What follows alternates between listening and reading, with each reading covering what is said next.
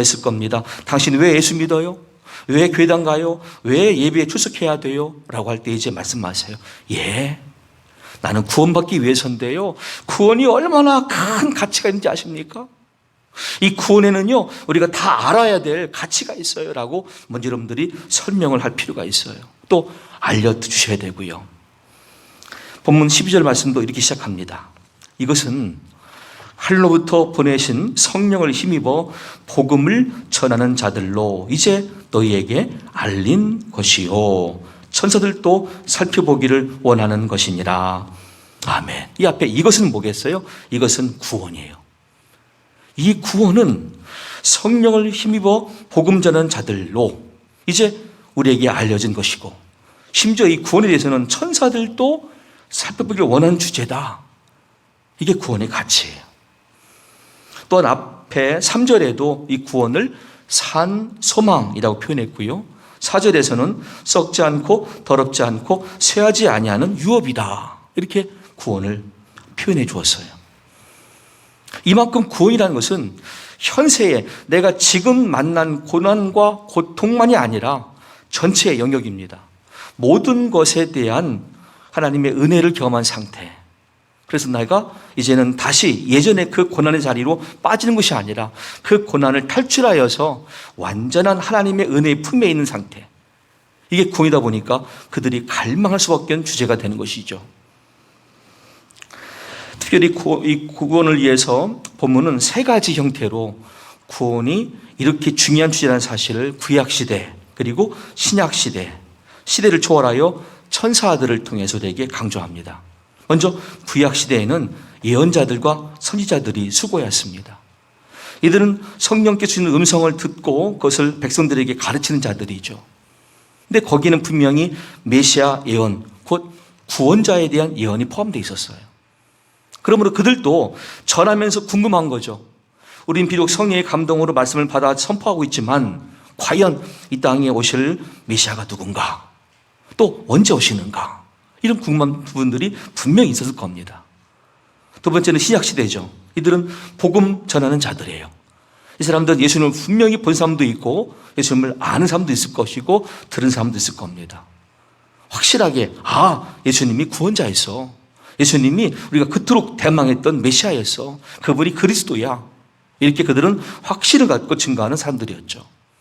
세 번째는 시대를 초월하여 하나님이 섬기라고 이 땅에 세운 영물, 곧 천사들도 이 구원을 주제로 살펴보았어요. 하나님이 누구를 구원하시느냐? 하나님이 저 사람을 왜 구원하실까? 또 이 땅의 구원자신 예수님은 언제 오셨고 어떤 역할을 하시며 어떤 일로 완성하시는가? 천사들도 궁금했던 주제가 바로 구원이에요. 근데 정작 이 구원에 대해서 저와 여러분들이 모르고 있다면 이건 넌센스가 되는 거죠. 세상은 궁금해합니다. 우리에게 묻습니다. 구원이 뭐예요? 왜 10원도 아니고 구원이에요? 왜 100원도 아니고 구원이에요? 왜 1000원도 아니고 구원이에요? 그 뜻이 아니잖아요. 돈 가치가 아니잖아요. 그럴 때 오늘 준비된 말씀을 한번 잘 여러분들 마음속에 듣고 있다가 그들에게 전해보세요. 구원은 인간 영역만이 아니라 하나님의 영역에서부터 우리에게 임하는 은혜가 구원이다 보니까 당신이 말하는 그 농담처럼 여기는 돈 가치가 아니요, 10원 빼기 1이 아니라 하나님의 전폭적인 하늘의 은혜가 이 땅에 사는 나에게 임한 상태, 그 나의 영과 혼과 육체와 환경까지의 하나님의 보호와 은혜가 임한 상태, 이게 구원이요 라고 말해줄 수 있는 우리가 돼야 되게요. 자, 이를 위해서 이제 제가 구원의 좀 뜻을 살펴드릴 텐데요. 본문의 10절 첫 번째 말씀도 이렇게 시작됩니다. 이 구원에 대하여는 너희에게 임할 은혜, 그랬어요. 그러니까 구원은 은혜예요.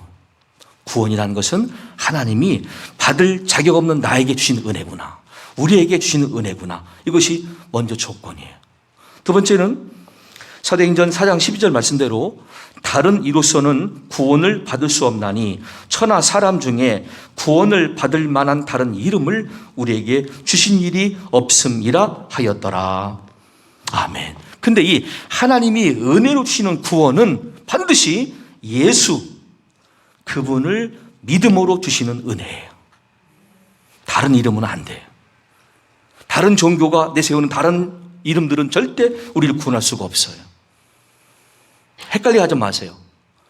오직 나의 영과 혼과 육체와 환경 전체의 온전한 구원, 전인적인 구원은 내가 예수님을 나의 구원자로 받아들이고 믿고 입으로 시인할 때 주신 은혜구나. 이게 유일한 조건이고 방법이에요. 구약 성경에서는 구원이란 단어를 예슈아라고 발음하고 신약 성경은 소테리아. 비록 그 쓰인 용어 자체는 다르지만 뜻은 같아요. 그런데 이 뜻을 더 구체적으로 설명하기 위해서 제가 이 구약 성경에서 예슈아를 설명드려 보겠습니다. 이게 지금 히브리어인데요. 자, 지금 헬라어는 이쪽 왼쪽에서 오른쪽으로 진행을 합니다. 소테리아라고 읽으면 되고요. 히브리어는 오른쪽에서 왼쪽이에요. 있는 순서가. 잘 보시면 이게 무슨 모양이냐면 사람의 손바닥 같잖아요. 사람의 손바닥이 있고 거기에 못이 들어와요. 그래서 나타난 존재. 사람의 손에 못이 박혀 우리에게 나타난 존재. 이게 예수란 이름이에요. 그러니까 오늘 구약 성경 예수아라고 하는 단어는 첫 번째는 구원을 의미하지만 이 땅에 오실 구원자 이름도 내포하고 있어요. 예수구나. 예수란 이름으로 오시는 분이시구나. 언제일까? 그때는 아무도 몰랐어요. 그런데 분명히 오셨고요. 오신 것은 마태복음 1장 21절에 그가 자기 백성을 그들의 죄에서 구원할 자 하는 정확한 이름 예수로 우리에게 딱 오신 하나님의 아들이셨어요.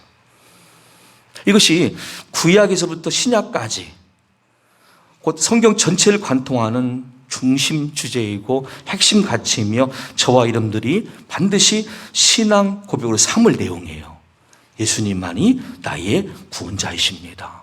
한번 따라해 보시겠습니다. 예수님만이 나의 유일한 구원자이십니다.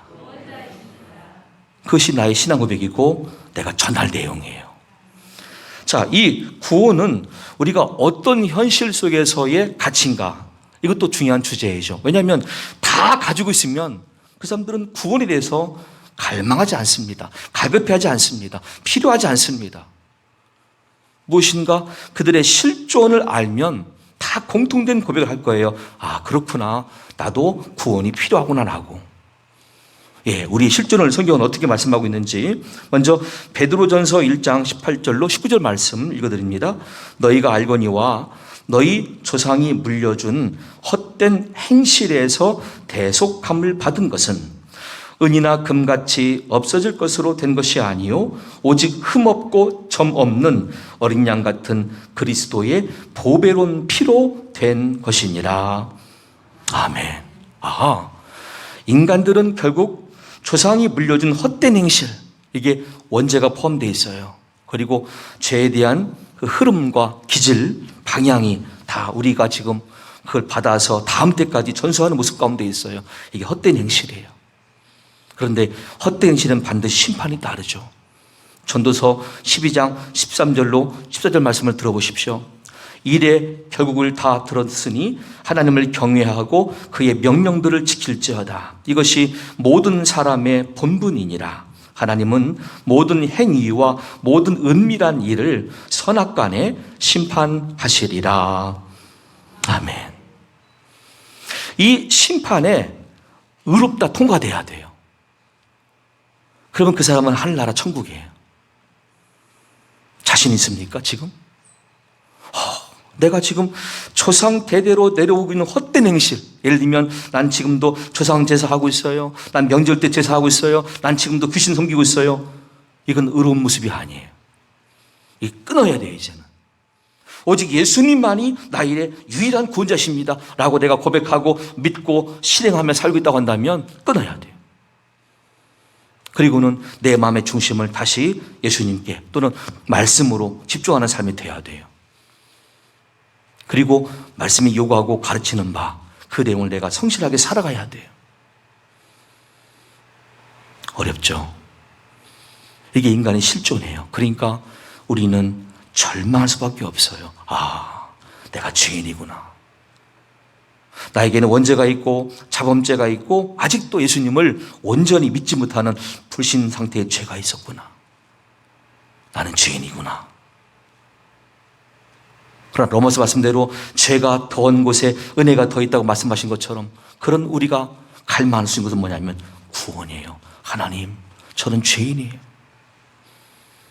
날마다 새로워질 모습으로 내일을 준비하지만 오늘 나의 모습은 죄인이고 또 내일 눈을 떠 살아가는 내일 동안도 얼마나 많은 죄가 있을지, 저는 죄로부터 완전히 해방될 수 없는 죄인이에요. 근데 한편 그 고백 속에는 이런 간절함도 있어요. 때문에 하나님, 저를 좀 구원해 주세요. 이 죄로부터 구원해 주세요. 죄로 인하여 이 땅에 사망이 왔고 저주가 왔다는 걸 제가 잘 알아요. 그 저주 가운데 이 땅에 전염병이 있다는 것도 잘 알고 있어요. 하나님, 바로 우리를 구원해 주시고 나를 구원해 주세요. 우리 집안 식구들 구원해 주세요. 그것이 구원의 가치가 빛나는 순간, 구원이 필요한 순간이라고 오늘 본문 말씀을 설명하면서 이게 인간의 실존이다, 어느 누구도 빠짐없이 다 고백할 수밖에 없는 구조다, 이것을 알려주셨어요. 그렇습니다. 창세기 3장 19절 말씀대로 우린 죄로 인하여 다시 흙으로 돌아가는 인생이죠. 네가 흙으로 돌아갈 때까지 얼굴에 땀을 흘려야 먹을 것을 먹으리니 네가 그것에서 취함을 입었습니다. 너는 흙이니 흙으로 돌아갈 것이니라 하시니라. 아멘.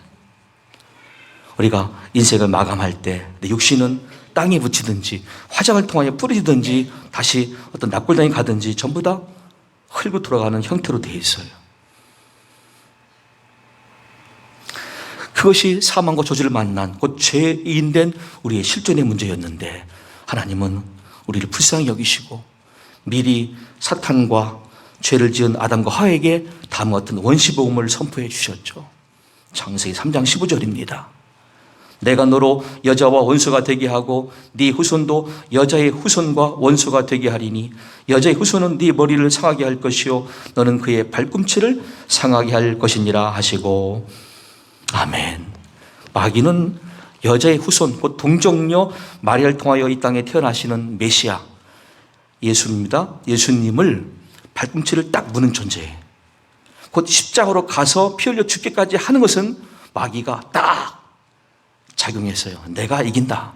내가 했다. 근데 놀라운 반전은 있었습니다. 그 죽었던 예수님이 사흘 만에 부활하신 거예요. 그리고는 다시 오셔서 그 마귀를 박살내고 지옥에 멸하신대. 곧 심판주로 오신대. 완전히 역전되는 그 예언을 창세기 3장 15절 에덴 동산에서 내가 쫓기기 직전에 아담과 하와가 들으라고 하신 말씀이에요. 이게 원시복음이에요. 결국 그들의 죄로 인하여 이 땅에는 사망이 없고 저주가 왔어도 하나님의 자비하심과 긍휼하심은 끊임없이 연속 손상에서 오늘까지 이어지고 있어요. 이것을 베드로 사도는 우리에게 가르칩니다. 너에게 임할 큰 은혜라고, 이게 구원이라고. 그러니까 이 구원을 경험하라고. 얼마나 중요한 주제이며 가치인지 본문의 10절과 11절 말씀에 이 구원에 대하여는 너희에게 임할 은혜를 예언하던 선지자들이 연구하고 부지런히 살펴서 자기 속에 계신 그리스도의 영이 그 받으실 고난과 후에 받으실 영광을 미리 증언하여 누구를 또는 어떠한 때를 지시하시는지 상고하니라. 아멘. 자, 구약의 선지자들은 오실 메시아 곧 예수님의 때와 사역에 대해서 미리 예언해 놓았습니다. 예수님 오시기 700년 전 사람인 선지자 이사야, 그 사람은 예수님의 사역을 다음과 같이 예언했습니다. 이사야 53장 4절로 6절입니다. 그는 실로 우리의 질구를 지고 우리의 슬픔을 당하였거늘 우리는 생각하기를 그는 징벌을 받아 하나님께 맞으며 고난을 당한다 하였노라. 그가 찔림은 우리의 허물 때문이요 그가 상함은 우리의 죄악 때문이라. 그가 징계를 받음으로 우리는 평화를 누리고 그가 채찍에 맞음으로 우리는 나음을 받았도다. 우린 다 양 같아서 그릇 행하여 각기 제 길로 갔거늘 여호와께서는 우리 모두의 죄악을 그에게 담당시키셨도다. 아멘. 구약의 선지자 이사야는 예수님 오시기 700년 전 사람이었어요. 그때 이미 예언해 놓았어요. 이때 오실 메시아는 이런 일을 하신다라고. 우리 모든 죄악을 다 맡으시고 피 흘려 죽으심으로 우리를 죄사함 가운데서 구원하신다고 미리 예언해 놓았어요. 또 이사야 9장에서는 그런데 그 메시아가 곧 받을 영광도 예언해 놓았습니다. 이사야 9장 6절과 7절입니다. 이는 한 아기가 우리에게 낳고 한 아들을 우리에게 주신 바 되었는데 그의 어깨에는 정사를 메었고 그의 이름은 기묘자라 모사라 전능하신 하나님이라 영존하시는 아버지라 평강의 왕이라 할 것임이라. 그 정사와 평강의 더함이 무궁하며 또 다윗의 왕좌와 그의 나라에 군림하여 그 나라를 굳게 세우고 지금 이후로 영원히 정의와 공의로 그것을 보존하실 것이라. 만군의 여호와의 열심히 이를 이루시리라. 아멘. 그런데 이 고난받으신 예수님을 통해서 우리가 죄사함 받은 것은 사실이고 앞으로 오실 예수님은 어떤 존재인가요? 곧 심판주이시면서 모든 나라를 다 하나님의 나라로 귀속시킵니다. 그리고는 정확한 판단 속에 선악과 행했던 모든 것들을 판단하시고 심판하시는 주님으로 이 땅에 세워진다고 그분이 받을 영광을 말씀하셨어요. 이것도 예수님 오시기 700년 전 이사야의 예언의 내용이에요. 한편 예수님 오시기 500년 전 사람인 다니엘은 어떻게 예언했을까요? 다니엘은 다니엘 2장 44절에서 이 여러 왕들의 시대에 하늘의 하나님이 한 나라를 세우시리니 이것은 영원히 망하지도 아니할 것이요 그 국권이 다른 백성에게로 돌아가지도 아니할 것이요 도리어 이 모든 나라를 쳐서 멸망시키고 영원히 설 것이라. 아멘. 세상의 모든 나라가 다 귀속돼요. 그리고 한 나라가 세워져요. 오직 하나님 나라가 세워지는 거예요. 이게 새하늘과 새 땅의 천국의 개념이에요. 이것을 예수님 오시기 500년 전 다니엘이 미리 예언했어요. 자, 여기까지 증거했던 베드로 사도는 권면을 다음과 같은 말씀으로 전하고 있습니다. 12절입니다. 이 섬긴 바가 자기를 위한 것이 아니요 너희를 위한 것임이 계시로 알게 되었으니 이것은 하늘로부터 보내신 성령을 힘입어 복음을 전하는 자들로 이제 너희에게 알린 것이요 천사들도 살펴보기를 원하는 것이니라. 아멘. 복음 전한 자들은 신약시대 사람들이죠. 그들은 신약 성경을 통해서 우리들에게 또 복음이신 예수님, 구원자신 예수님, 곧 유일하신 구원의 주 메시아 예수님을 소개해 놓았어요. 그 중에 한 가지인 누가복음 24장 44절로 48절 말씀입니다. 여기는 누가라고 하는 의사가요, 성령의 감동으로 자신이 보고 듣고 있는 예수님, 구원자신 예수님의 하신 말씀을 그대로 기록해 놓았어요. 여기서 이제 우리는 예수님이 자신을 어떻게 소개하는지 정확하게 알 수가 있고, 아, 그분이 정말 구원자구나, 이 땅에 유일하신 메시아구나 사실을 마음속에 간직할 수 있습니다. 또 이르시되 내가 너희와 함께 있을 때에 너희에게 말한 바 곧 모세의 율법과 선지자의 글과 시편에 나를 가리켜 기록된 모든 것이 이루어져야 하리라 한 말이 이것이라 하시고 이에 그들의 마음을 열어 성경을 깨닫게 하시고 또 이르시되 이같이 그리스도가 고난을 받고 제3일에 죽은 자 가운데서 살아날 것과 또 그의 이름으로 죄사함을 받게 하는 회개가 예루살렘에서 시작하여 모든 족속에게 전파될 것이 기록되었으니 너희는 이 모든 일의 증인이라. 아멘. 예수님은요, 오늘 본문 말씀을 그냥 그대로 누가복음 24장 현실에서 다 성취해 놓으셨어요. 자, 봐라, 나는 구약의 선지자들이 이미 예언했던 그 내용 그대로, 그 중에는 모세 율법도 포함되어 있어요. 선지자의 글들도 포함되어 있어요. 시편에 나와 있어요. 내가 메시아다, 내가 그리스도라, 내가 구원자라. 이것을 정확하게 선포하신 거예요. 그들에게 확신을 갖게 하신 거죠. 그리고는 이 사실을 너희들이 나가 전하는 증인되라 라고 부탁하셨어요. 이게 신약시대의 복음 전하는 자들의 사역이고 우리가 알아야 될 내용이에요. 이런 구원인데 아직도 많은 사람들은 구원의 개념도 모르고 구원의 뜻도 모르고 구원의 가치와 구원을 향한 나의 방향이 전혀 없이 그냥 방향 없는 인생으로 이리 쏠리고 저리 쏠리고 정부의 방침에 쏠리고 누구의 말에 쏠리고 문화에 쏠리고 정치에 쏠리고 뭐에 쏠리고 이런 줏대 없는 모습은 구원받은 모습이 아니란 말이에요. 오히려 주변 사람들을 불안케 하는 모습이에요. 우리는 누군가를 안정시키는 사람들이에요. 그들을 유일한 진리로 인도하는 사람들이에요. 예전에 시골 가시면 물을 풀 때에 펌프질을 할 때 그냥 펌프만 열심히 하는 게 아니잖아요. 맨 처음에 뭐 하시나요? 우물에서 물을 퍼올리기 위해서는 처음에 물 한 바가지 마중물로 부어야 돼요. 그걸 붓고 펌프질을 하면 공간이 딱 밀착되면서 물이 막 쏟아 올라오죠. 오늘 저와 여러분들에게 증인의 삶을 살라 요구하시는 것은 뭐 대단한 것이 아니에요. 사실은 그 마중물 대라는 거예요. 마중물. 너희가 저 사람들이 아직 구원받지 못하고 있는데, 아직 구원을 모르고 있는데, 구원을 알고 구원을 경험하고 구원을 믿는 자가 되어서 저들 앞에 마중물 대라, 그 뜻이에요. 이게 증인되라는 말씀이에요. 얼마나 쉬워요. 내가 가지고 있는 것 중 일부를 내놓으면 돼요. 내가 알고 있는 정보, 내가 알고 있는 지식, 내가 알고 있는 언변을 가지고 그들에게 전해주면 돼요. 이게 구원이요, 이게 구원의 주제인데 당신도 유일한 구원자 예수님을 이제 바르게 알고 믿고 영접하여서 나와 같은 구원받은 백성 됩시다.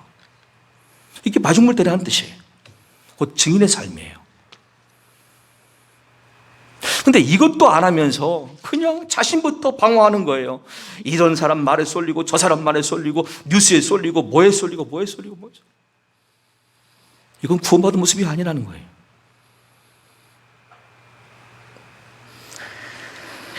지난 화요일 날 15일이었죠. 한라산 기도원 옆에 아주 멋있는 소나무가 있어요. 거기 수묵장된 오성환 집사님 사주기 추모 예배를 드렸어요. 원래는 9월 4일인데 태풍이 왔다 갔죠. 또 그 다음 주엔 비가 또 많이 왔죠. 상황이 안 되어서 9월 15일 날로 날짜를 맞추고 우리 우주사님과 따님과 함께 올라가서 예배를 드렸어요. 내려오는 길에 서귀포 추모공원을 지나야 돼요. 거기 납골당이에요. 거기 일부러 차를 세우고 들어갔어요. 집사님 조금만 기다리세요. 내가 들어가서 기도할 사람이 있어요. 거기는 2007년도 1월 4일 소천하신 모영순 집사님 유골이 딱 거기 안장되어 있어요. 손 얹고 기도합니다. 하나님, 이미 아버지 품에 계신 모영순 집사님은 고통 없이, 근심 없이, 절망 없이 주님 안에서 쉼과 안식을 얻고 있겠지만 이 땅에 남은 아들, 독자 김준환 성도가 당 합병증으로 힘든 가운데 있습니다. 회사가 부도나서 지금 어려운 가운데 있습니다. 삶에 소망이 없습니다. 우울증이 찾아왔습니다. 저를 붙들어 주시고 늘 삶에서 동행자가 되어 주옵소서. 저를 구원해 주시옵소서. 그 살아있는 김준환 성도를 위해서 기도하고 상황을 딱 사진 찍었어요. 그리고 카톡으로 사진과 함께 제가 간단한 인사글을 올려놨어요. 근데 저 글을 4시 몇 분에 누가 읽은 거예요. 희한하다. 본인 읽었나? 근데 왜 말이 없지? 근데 그날이 죽은 날이에요. 나는 그 사람이 살아있을 줄 알고 사진과 글을 올렸는데 이제 그 사람은 그날 한나라로 옮겨진 거예요. 이게 우리의 인생이에요. 여러분들 계획하십니까? 나 몇 살까지 살 거야. 나 그때까지 집 짓고 땅 사고 뭐 하다가 나 그때까지 잘 살다가 편안하게 눕고 가족 모두를 불러놓고 유언하고 이제 행복한 죽음을 맞이할 거야. 계획하셨습니까? 그럴 수가 없어요. 우린 갑자기 부름받아야 돼요. 그런데 그 마지막 순간에 필요한 주제가 있어요. 그게 구원받을 만한 믿음이에요. 예수님 한편 강도는 말이죠. 마지막 순간에 기회를 잡았어요. 마치 고린도후서 6장 2절 말씀대로 이르시되 내가 은혜 베풀 때에 너에게 듣고 구원의 날에 너를 도왔다 하셨으니 보라 지금은 은혜 받을 만한 때요 보라 지금은 구원의 날이로다. 아멘. 이 말씀대로 한편 강도는 이렇게 말했어요. 주님 주님나라 가실 때 나를 기억하옵소서. 뭐 감히 그 이상을 구하지 못했어요. 자기는 강도니까. 평생 직업이 강도였으니까. 그냥 주님나라 가실 때 나란 존재만 기억해 주세요. 이걸 부탁했던 거예요. 그 사람은. 주님 말씀하세요. 네가 오늘 나와 함께 낙원에 있으리라 그러셨어요. 그러니까 마지막 여러분과 저의 삶에서 나의 숨이 다하는 그날, 그 순간에 구원받을 믿음 상태에 있어야 돼요. 그때 내 모습이 여전히 방황하고 있습니까? 세상에 쏠리고 누구에 쏠리고 뭐에 쏠리고 뭐에 쏠리고, 이 향방 없는 모습은 구원받은 모습이 아니에요. 구원받을 믿음 가운데 있는 모습이 아니에요. 여러분과 저의 인생의 마지막 때가 언제일지 알 수 없어요. 오늘 당장일지 내일일지 한 주간 속에 있을지. 저와 여러분 숨 다하는 그 순간 우리의 믿음의 마지막 모습은 하나님 아버지 앞에서 아멘 신자가 될 수 있기를 간절히 축원합니다. 예수님만이 나의 구원자이십니다. 더 시간이 있다고 한다면 이렇게 말씀해 주세요. 마라나타 주 예수여 오시옵소서. 더 시간이 있다면 이렇게 말씀해 주세요. 내가 평소에 나를 학대하고 비난하고 공격하던 많은 공격자들, 그들의 죄를 용서해 주세요 주님. 그들이 몰라서 그런 거예요. 좀 더 시간이 있다고 한다면 주님 내 영혼을 받으소서. 그리고 가신 다음에 얼마나 아름다운 죽음이고 얼마나 아름다운 인생의 모습인지. 그런 아름다운 이별이 아니잖아요. 잠깐 잠든 것이니까. 예수님 오실 때에 다 들림받을 것이고 상 받는 자들인데 칭찬과 영광과 존귀함이 반드시 그 인생 가운데 함께 할 것입니다. 오늘 여러분 어떤 인생으로 인생을 마감하시기 원하십니까? 방황마다 끝나는 인생이십니까? 천국을 향하는 구원받은 성도의 삶이십니까? 바라기는 예수님만 나의 구원자이십니다. 성경 말씀만 진리입니다. 난 이대로 믿고 순종하며 살겠습니다. 그렇게 방향을 천국을 향할 수 있는 모습으로 영광 돌 수 있기를 예수님의 이름으로 간절히 축복합니다.